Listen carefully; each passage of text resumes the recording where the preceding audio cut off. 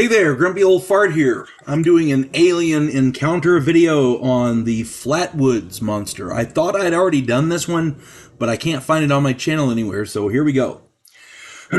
It's rare that Project Blue Book would investigate a case without giving any kind of a conclusive final report. Most of the time they explained it all away with mundane and sometimes ludicrous reasoning, but they at least gave something. But to not issue any kind of statement or report, that, to me, screams volumes. Before I get into this, if you enjoy my content, it would really help me out if you would hit the like button, subscribe to my channel, share my content on social media, and post a comment or two. Remember, I welcome your comments, even if you disagree with me. If you enjoy a good book, check out my author page on Amazon.com. My pen name is H.L. Anderson, and you can find all of my books there. I like to think I write good stories that make you think. Hope you find some of them that you like, and I hope you enjoy them. All right.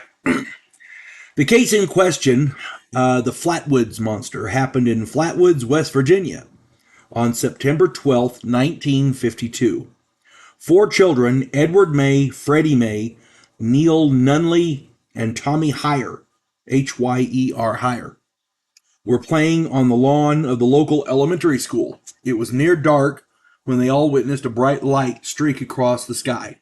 It appeared to crash on a hillside on G. Bailey Fisher's farm, which is, just a few miles down the road. The boys, of course, ran to see what it was. They're kids. They stopped at the Mays home, which was on the way, and told their mother what they had seen. Kathleen May called a local National Guardsman named Eugene Lemon, and she wanted him to accompany them. They also took the family dog. Yeah. Because, the dog has to see this too. Let's scar the dog as well, right? Anyway, together, the 6 people in the canine headed to the crash site. At the crash site, they saw a pulsing light. Lemon was shining his flashlight around, and he was shining it up the hill towards it, and they witnessed the creature. It was 10 foot tall, with a head shaped like a spade. It wore what appeared to be a dark metal dress. Its hands were twisted and clawed, and its eyes glowed an eerie orange color. It was levitating off the ground. The group all noticed a sickening mist hanging in the air, and later some of them suffered symptoms of throat irritation, vomiting, and nausea, which lasted for several days. When the light struck the creature, the flashlight struck the creature, the light from the flashlight, because he never hit it. Anyway, people are picky in these things. Anyway, when this guy was shining his flashlight around and the light from the flashlight hit the creature, it hissed and began to glide towards them. They fled in terror. The group turned and just ran away. And you can't blame them. You never know what one of those things is going to do. If you saw something like that in the woods and it hissed and come at you, yeah, you're running too. I carry a firearm for a reason, folks. Kathleen May and Lemon, the National Guards guy, reported the incident to local authorities. A search was made that night, but they claimed to find nothing. Now, every article I read said that they claimed to find nothing. That to me is eerie. It's one thing if one of them said it, then you think, well, maybe he wasn't sure. But when every article says the same thing, they claimed to find nothing, then you're questioning if they even looked or if they found something and they're hiding it, Anyway, another sighting of the creature occurred not long before this incident. It just wasn't reported until afterwards. Miss Audra Harper claimed to have seen the monster in the woods near the town of Heaters, which is about 5 miles north of Flatwoods. Harper and her friend were walking in the woods when the sighting occurred. They were chased by a tall, dark, man-shaped creature, according to them. The day after the boys' encounter on September 12th, the boys' encounter was on September 12th, so this would be on September 13th, if I'm not mistaken. They saw it on September 12th, so on the next day, September 13th, another incident occurred near Strange Creek, which is 20 miles south of Flatwoods. The name of the place is Strange Creek. So they saw this unidentified monster at Strange Creek. Can't make that stuff up. It's 20 miles south of Flatwoods. George and Edith Snitowski, Snitowsky, Snitowski, and their 18-month-old son were driving on Route 4 when their car died. When it refused to start, they sat there trying to decide what to do. Then a foul, sulfurous smell filled the air, and their baby began crying.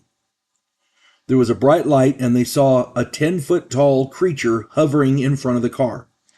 The description was almost identical to the sighting the day before, except that its head was reptilian and bony.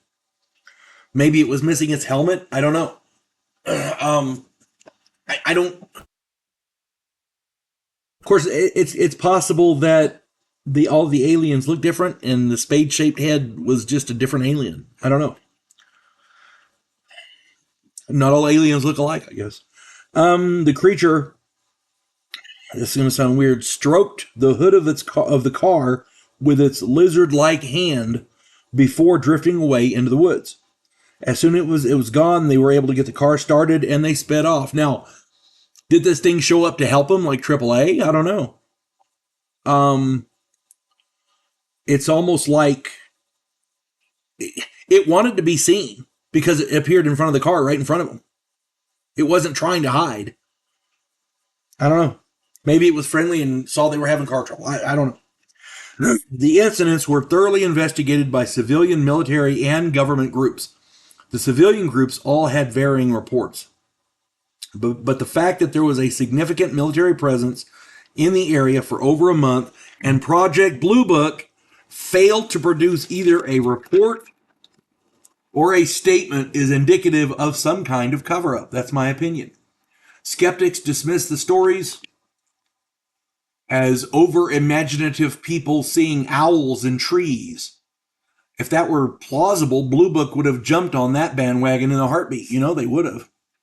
They tried to explain everything else away. An owl in a tree would be perfect and made them sound crazy. And it would make future people who saw weird things like that be like, well, I don't know if I should say something. Maybe they'll think I'm crazy. You know, it's not only a way of discounting this one, but future ones as well.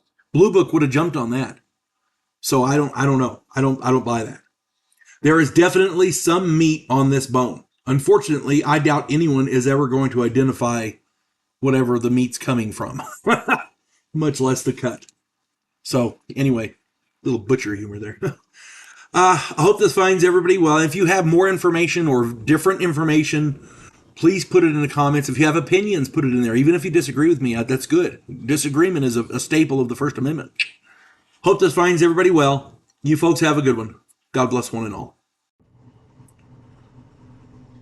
There is a house in New Orleans where the monsters all hang out. When the police detective, who happens to be a skinwalker squirrel, uncovers a plot by a paranormal perpetrator, he has to enlist the aid of his fellow housemates. If you enjoy a modern, quirky take on historical mythology, check out my new original novel, The House Off Farrago Road.